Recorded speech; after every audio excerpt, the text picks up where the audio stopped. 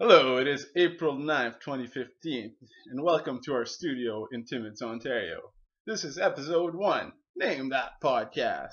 I'm Sam Fortier, and this is my brother. Land of Fortier, or M.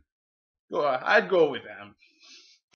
Alright, so this is our very first segment. We're going to talk about the National Hockey League.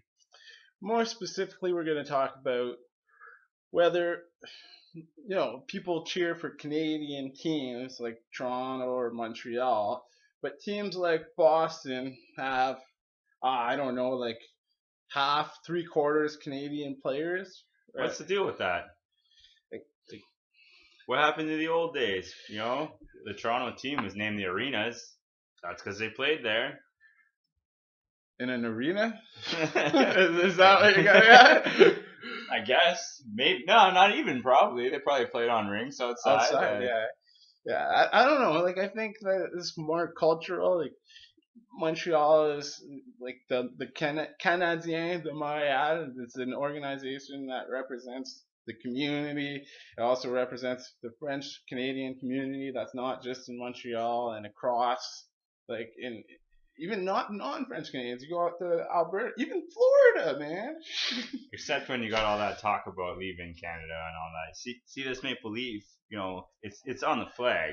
Yeah, but It's on the flag. it's in the name, and we win hockey games. It's true. Can't really say Toronto plays all that much. Not recently. Considering Not their recently. last blowout 5-0 last night. Really? Yeah. I know that. Don't ask me who they played because I stopped watching, but I know they lost. Yeah, I don't watch the Leafs. I'm gonna watch them this Saturday, playing the Habs there. But Well, yeah. Actually, they called up Colton Orr for his last NHL game, eh? did they? Yeah. Yeah, they got a big tough guy. You better watch how you're gonna injure some guys before your playoff out there. Maybe run Carey Price. Maybe we'll just call up our AHL team. We'll just win 3-0 instead of Nah, in all seriousness, I look forward to cheering for a Canadian team. But I thought you were in the saying playoffs. that like Canadians should cheer for teams like Boston here. Like if you look here, I have here the roster for the Boston Bruins. I don't know if you can They see can't that. see that, No, you man. can't see that. They can't see that. Okay. Well, look it up. Google Boston Bruins roster by nationality, and you'll see that the vast majority of the players, or at least the majority, maybe not, I wouldn't say the vast majority, but at least 60 to 70% of the players, by my quick estimate here, are of Canadian nationality. So maybe we should all start cheering for the Boston Bruins. Maybe we should just not watch the NHL. Yeah, Maybe we should watch the Olympic hockey. or local hockey. Local hockey. Even at that level, you're starting to see, as you were mentioning, that they're calling kids from other communities to come play for junior hockey at the what is it, junior A level? Junior A level. The Timmins hockey team coming to Timmins next year. Coming from Iroquois Falls. We haven't named it, haven't got a logo or anything yet. We'll find out tomorrow. Yeah, very exciting. very Maybe tell you exciting. tomorrow or the next time we do one of these, because who the fuck knows? Hey, Oh. we're gonna have to bleep that. Also, there's Wait, you have to bleep that. So Well, it's gonna go on family friendly? Is it's that gonna what's go going on YouTube. Can you put On swears on YouTube? I don't know. It's a good question. Okay, well we'll have to look that up. You'll know by the time that this is posted whether it's bleeped or not. I don't mind not bleeping it if YouTube doesn't take your video down for it. We'll have to ask Big Brother. I mean, Google. Yeah, sorry. Yeah, one of our big brothers. This is my big brother. Can you tell? Most people can. All right. So I don't know. I think that there's still a reasoning behind cheering for the teams in your country. You're also like when you support those teams, you're supporting teams that are within your economy. You're supporting that community. That's another plus that I see there. At the same time, yeah, there's a lot of Canadians on Boston Bruins. Emotionally, like I cheer for the Leafs, whatever that gives you. But that's a Canadian team. A lot of American players, probably mostly American players. I still cheer for them. Do I think I should cheer for them? Probably not. There's other reasons for that. But yeah,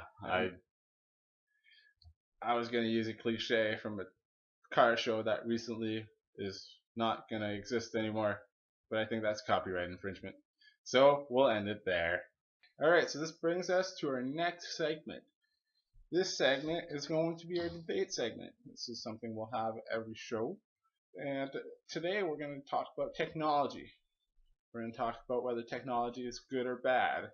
And why this is called a debate segment is because we're going to have a debate. So that means that one of us is going to be for the debate, for technology. The other one is going to be against technology. How we're going to decide, because we both feel similarly on technology, so we're going to flip this dime right here. Well, even if we felt differently, we could still flip it. It'd be fun to argue against each other for the thing you don't believe in. We're still gonna flip the coin, no matter what. I'm just saying, in this particular instance. Before the coin flip, all right.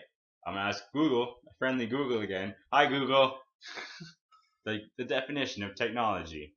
So here it is. Technology, a noun. The application of scientific knowledge for practical purposes, especially in industry. Especially in industry. Interesting, Google. Alright, so I'm going to flip the coin. He's going to call it in the air. And we'll go from there. Heads. It's tails. So which side do you pick? I'm going to say that technology is bad. Alright. So because you got to pick, I'll make my case for why it's good. Okay. Well, for one, you wouldn't be hearing us. Shit, I think I just scored one for you. Technology has improved our life quite a bit. We have cars, we have computers, we have cell phones, we have televisions. Yeah, we don't even have to go outside. You can just stay entertained and sit on your couch. Okay. My point against technology is everything you just said. So basically, it's bad for the environment in a lot of cases. Although that can change. It can change. We can develop more economical or environmentally friendly technology. Two, there's an overdependence. For example, the power went out at my work today, and we can do anything because we didn't have any technology. Three, I'm gonna leave it at 2. All right. So to recap, you had the environmental. Yeah, and the overdependence.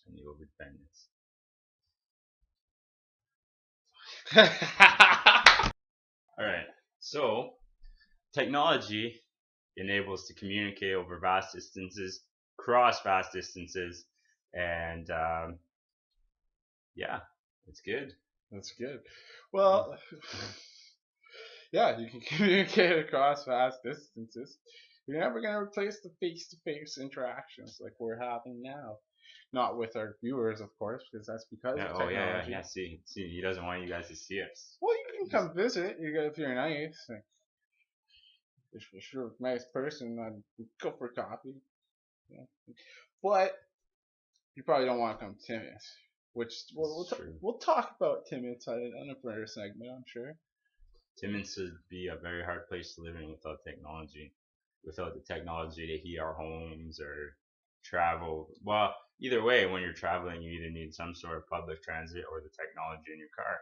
Now, you said it's environmentally bad, but hey, the age of the electric car is coming. Public transportation. Well, people lived in Timmins before technology really existed. I mean, I'm sure there was native people. Yes. If you go even further north, there's the Eskimos. I think they probably knew it. No, I was talking about the hockey team. I was talking about the hockey team. But also the Inuits. Yes, definitely the Inuits. Okay. And I think they had a way of life that was respectable. And sometimes like I look out the window and I wonder what the world would be like without technology, and I think it would be a peaceful world. You're thinking of technology in a modern sense, but we, as human beings, have been involved in making technology since the beginning of time. We started making spears and arrows and swords. That's all started technology. Wheels in the Egyptian Empire, they're building the pyramids. Technology, technology. We wouldn't have this many people on the earth without our technology. Our brains are what Okay, advanced us as a race. I'm gonna take one thing you said there and really concentrate it on that, and that's that you said we wouldn't have so many people on the earth without technology. I just don't think that having so many people on the earth is necessarily a good thing. I think that we Well, it's expanded. good for us. I mean, the chances that we're here now are much higher because I there's more suppose, people. but it's not good for us if it causes global warming in our lifetime to the extent that we kind of die. This is true. Although technology can offer some ways to mitigate global warming. And there's definitely the mad scientist plans, like um, blocking off the sun. That's kind of crazy. Making fake volcanoes to Yeah, dissipate the CO2. That's kind of crazy. But I guess it's kind of crazy. You win this one. I win this one. Sweet. I can see. One thing I want to mention before we go to I our wouldn't have a next. job. Yeah, that's true. You wouldn't have a job, but maybe you would. Maybe you'd have a job like killing animals to eat. Or that's no, you wouldn't do that. Picking berries. Let's go with picking berries. Anyways, I'm a cherry picker. all right. So now we're going into our political segment, and today's topic is the importance of borders or not. So you mean like national borders that you're talking about? Yeah, primarily, we live in a world where the surface of the earth is divided into different countries. So like these are the invisible lines on the map that you see, that you wouldn't particularly see from the space station or anywhere looking actually at the Earth, right? Yeah, until they build a wall. Like what parallel, like whatever parallels divides us from the Yanks Yeah, more or down less. south there. And what divides the Mexicans from the uh, Americans. Yeah, that one I don't get. Why would you build a wall to stop them from coming to you? Wouldn't you want to go be able to get to Mexico and go party in Relax. Mexico, drink some tequila, hang out on the beach? I don't know. I don't get it either. And they don't want to build a wall with Canada for some reason. They want to put cops here. Mutual customs agreement so they could pass through customs faster. That's another interesting thing I But don't necessarily agree with. that's about spending money, right? So that you can go down to the states, buy a bunch of crap. Well, it's about Yeah. it's kind of the same thing with Mexico, you see, though, but it's with the manufacturing sector. So you see, what they do is they build all these factories right across the border in Mexico, and then they get cheaper labor, and they so they have train lines running directly to those factories, just crossing the border, and then they just ship it right back to the states. So if you build a wall, I guess you'd still be able to do that because there would be holes in your wall. So it seems to me like the line's only good if it's convenient for you, right? So if it's convenient to come one way and bring the stuff from your factory and bring it to the United States, that's fine. But to bring other people that want to come try and live a better life, not good. Well, a better life. Hmm. I've heard from some sources that Mexico is the freest country in North America. Like to me, I don't know. Obviously, American media is not gonna say that, but that's something to think about. You All know. right. Well, we're Uh, digressing. All right. So we're talking about if these lines are important. So our country's really important. I mean, aren't we all just humans? Are we all the same? We're very similar. What's the difference if you're born in Sault Ste. Marie in Michigan or Sault Ste. Marie in Ontario? well, I think that you have to have some form of organization. You know, things the world has to turn. There has to be some way Whoa, whoa, of whoa! Are you saying the world won't turn without these invisible lines? no, you're taking my word too literally here. You know, like what? Like let's say they take out that the borders everywhere. Like what's going to like there won't be laws, or there'll be one law for everyone? Is that what? That's a good question. Or what if you organize into much smaller, But then you're drawing communities? smaller lines. Uh, Unless you go nomadic. Well, what if you're like old So you're school, always moving around we're all going the time. around the plains, you know? Right. Or what if you don't necessarily have a line, but you kind of have pacts with people around you that like sort of I guess a global law, but your community can do what they want as long as it's not to the detriment of any other communities. Could do that, but then like how are you? What? How would you visit your family that lives in British Columbia Same ways you do now. with a You know, plane? How are you gonna have a plane company run by a small community? So you're gonna have a plane per community, it's a good question. like one Let's plane that you guys all share. That was actually my one point towards the bigger organizational structures for things like that. Space travel, which we have to even work with other countries. International Space Station, 15 countries. So I don't know. You'd have quite a few little communities involved in that one thing. Yeah, that's true. It could work. Or you'd have one community that's really dedicated to that. Like, what if you just have all these smaller communities where they still interact with each other? And like, let's say community A and community B. Community A is low on food that week, but has some wood for those fires, for fires, or they could trade with community B, just like we trade between countries. But the communities would have to be fairly close to each other, unless each community has a car plant too, so everybody has a car still. So yeah, that's the way to think about it. What about wars? Wars would be fought on a much smaller scale if you didn't have much a giant country America. building up a military. Yeah, yeah. But then there'd be probably some pretty crazy smaller wars, local wars. But there already is, I suppose, in larger cities.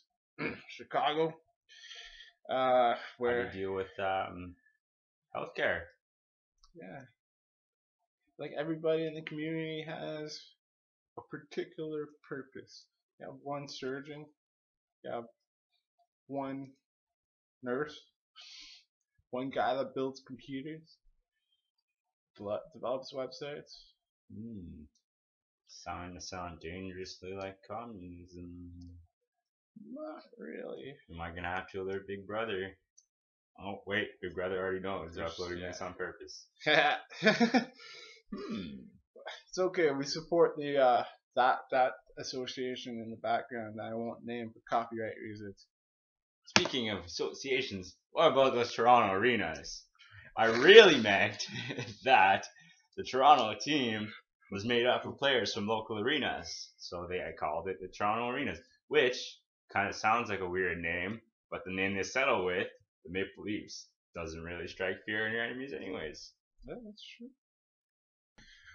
All right, so this brings us to our final segment. It's what we called our one word go. segment. Now, the reason it's called One Word Go is because I'm going to say a word and we're going to go and talk about it. The category for the segment today is life. And the word is, drum roll please,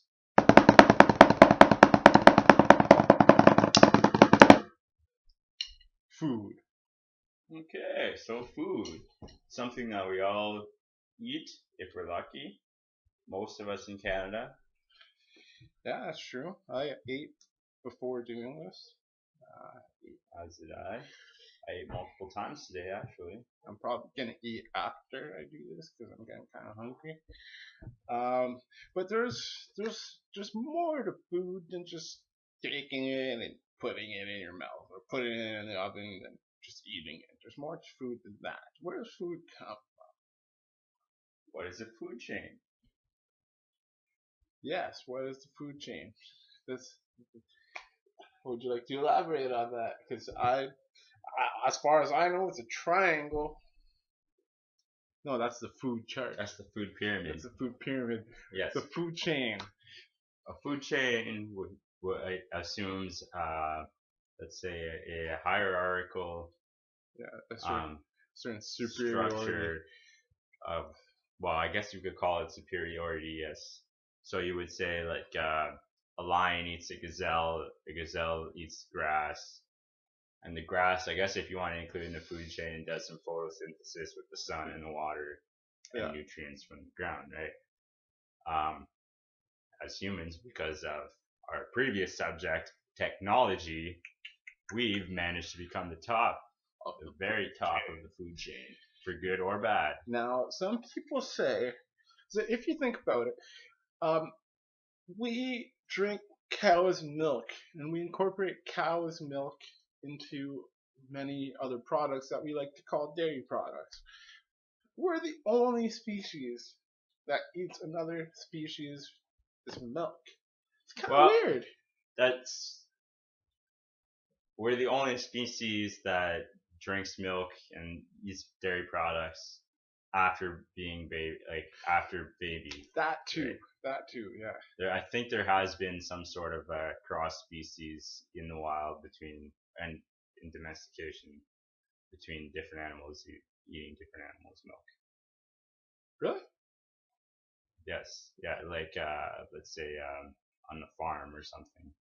There's been or actually this actually involves humans, but crazy stuff.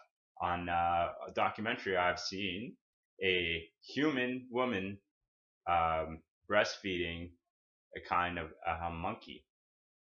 Now that's some cross species stuff. Crazy stuff. And that's again human. That's the opposite. We're at the top of the food chain, so we can do what we want. that's the argument that's made. Some people say we eat dairy products because we're at the top of the food chain and we can. Some people say no, dairy products are bad for you. Some people say there's a whole industry that says dairy products are good for you. They're out there to promote dairy products, but there's another side to that story. And okay, let me put it this way: if you can't consume milk products, you have a hard time consuming milk products. They call it lactose intolerance. So that would be assuming that the opposite of that is lactose tolerance, which would mean you don't necessarily need it, you only tolerate it. Yeah, that's true. He makes a good point there. At the same time, I think that it does have some nutritional value. There are some studies that say that it helps build calcium in your body. I've heard of studies proving that wrong, but most of the studies that I've heard about say that it helps with your calcium. Also, it tastes good. Like, yeah, just we're talking about food. Like, it tastes freaking good. I like to put some cheese on my wraps, burgers, even salad, or like I put cheese on a lot. Man, grilled cheese. Grilled cheese is so good. But like if you don't feel good after eating it, don't do it. That's comes down to you. All right. So that's milk. What about where your food comes from? Should you be eating local food? Probably. Should you be? uh, Should you be? Hey, it's a true question. Go to the grocery store. Should you be looking at where it comes from? yeah, yeah, you should, but it's not always that easy, is it? I've found here, moving back to Tim, it's actually down the road, a couple blocks away. There's a fresh pasta shop. There's a smoked meat shop. There's a bakery. I love going to those places, but sometimes it comes down to the cost of the products. Not always. Some people it doesn't matter. Some people are on a fixed income. Some people are saving up for stuff and putting their money away. And if you're going to buy a bag of pasta at the grocery store, it'll cost you $1.99. If that, if you go to this fresh pasta place, you're looking at $8 for a smaller bag. It is fresh and it is local, but that price margin. Yeah, and a big reason for that price margin, I guess, would be that we live in Timmins. It's the middle of winter, and we're about 8 hours from the more populated parts of our country and province. And I would argue that you can go farther up north. I don't know, believe me or not. 8 hours north of Toronto, and you can go farther north, and those prices go up. They have an ice road. Yes, an ice road.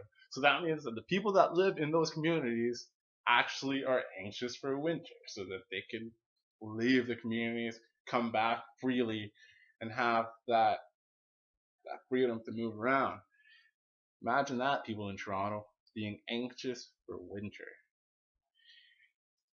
It's drifting away from food. But what you were saying, yes, it's much more expensive up there. But the thing is that with that argument, um, is that wouldn't then the food that's produced locally be cheaper than the food that has to be brought in from those factories down south? I would. Logically speaking. I don't know much about economics, but I don't know. I think if I lived there, I would probably be a little bit more interested in hunting and fishing and Live up collecting north, whatever you I mean? can. Yeah, up north, Okay. and collecting whatever I could in the summertime to eat. Okay. Um, I think that if there were more local food stores, where like available local food stores, there'd be more competition between them, and it would drive prices down. Because I don't think that these um, local stores really compete with grocery stores. I think they're there to serve a different purpose, serve a different clientele, and the fact that there's only one or two of them in town, like bakeries, there's bakeries I guess are more decently priced than the pasta place, but there's like 2 3 bakeries in Timmins that if there was more, the price would go down. There's only one fresh pasta place that I know of, so that's Yeah, probably that's not what why. I know of. Yeah. Um, What about they make farmers markets? yeah. Oh, that's another thing. It's a farmers market here in Timmins, and there's certain products that aren't available from northern farmers until later on in the season. And there's a heavy debate on whether to allow southern farmers to bring those products to Timmins until the northern products are ready or ripe to be sold. Like corn, for example, still in Ontario, still Ontario corn, but whether or not they should allow southern farmers to bring their corn here to our farmers market until the corn from more northern areas is ready to be eaten. What are your thoughts? But, well, considering we eat products from southern Ontario, United States, Mexico, and Latin Yeah, America, I don't see a big issue when it's not in direct competition with our exactly. farms, right? So some of the sorry, go ahead. Another thing is you could just go to the farm and buy straight from the farm. A lot of places you go down the highway. I don't know if you see this. I've never really lived in Toronto or Ottawa, but when you go down the highway here in the summer, you literally see signs and tables up, people just selling their stuff at the farm. For you people in Toronto, that's when you drive up towards Barrie. You know that stretch of road, you'll see a couple of farms. Or if you go down to Woodstock there and see all that agriculture. You can go down there. That's a bit of a trip, city folk. But it's good for you. All right, I'll go with the topic of Toronto. So it's come to my attention that there are some laws. I'm not going to get into specifics because I don't remember, and we don't do research for this thing. So there are some urban farms, mostly on top of the buildings in the downtown in Toronto, which is another great way because you have way better weather than us to. Oh no, Toronto's grow, cold. Sorry, Torontonians. It's a great way. You can grow local produce. You can grow it organically, and you can do it in the city without having to leave your concrete jungle. Yeah, there you go. That is a good idea for you. Back to what I was saying about the farmers market here, though, is people are arguing that people are not going to buy corn later in the season if they're able to buy it earlier in the season. But what these people that are arguing that need to understand is if the person wants corn, it's a legitimate debate that's going on amongst local farmers and the city council. But like, let's say if I wanted corn in June, I go to the farmer's market, there's no corn, I'm still going to go to the grocery store and buy corn. So, like, whether it comes from Southern Ontario or Mexico, I'm still going to have corn. So you might as well bring somewhat provincially produced corn so that we can all eat it and we can support our province. The money that goes into our economy in Ontario usually stays here. Not all of it, obviously, but support your local economy. I guess it would be hard to go back to a time when we only ate local food and only ate what was in season. I don't think it'd be that hard. You just have to close Walmart. Oh, so brand names. Not that hard. Close Walmart. Yeah, government regulation. No Walmarts. Can't put it that way. You can't say Walmart on here. I gotta stop saying. Russell Brand says all the time. Does he? Okay, Walmart. Yeah. You can say Walmart. Those 6 Walmart kids that don't own as much as about half of America, We're gonna go close the Walmart. No, I'm just kidding, Timmins Police. But yeah, I mean, it could come back as easily as it left, and I think that it left pretty fast with the advent of big block stores, big grocery chains. I think that you can create a different system that will support your local farmers. There are a lot of the people trying to preserve the status quo, like Monsanto, companies of that nature. Obviously, like even the grocery chains. But there's another one. Without companies like Monsanto and these chemical companies or genetically modified companies, you might not be able to get your corn at all times a year and have it still be good by the time it gets all the way to its need. Well, then don't eat corn during those times of year. I only eat corn in the summer anyways, usually. Usually it's a barbecue side. Boil corn. Or you put it on the barbecue. It's almost barbecue time. Yeah.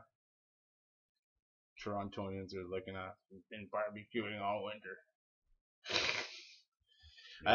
Do they barbecue in Toronto? Is that a thing? You see all the suburbs around there? Yeah, I guess so. Yeah. That's where they just kind of built all these houses that look the same and scattered them around the outskirts of their city. It kind of seems to defeat its purpose to me. I mean, if you're going to live in the city, why don't you live in the city? But to each their own, I guess. Yeah, I don't know, man. Or I guess we're not talking about food here, but. Well, yeah, it has to do with food. You have to disperse the food out there. By the way, Toronto, your food does grow on trees, just other places. I don't know. Okay, cut that one out. Well, thank you for watching. That was the first edition of our podcast. We will be back shortly. I'm not making any promises as to exactly when, but you can speculate all you want. We welcome your feedback and subscribe to our YouTube channel here.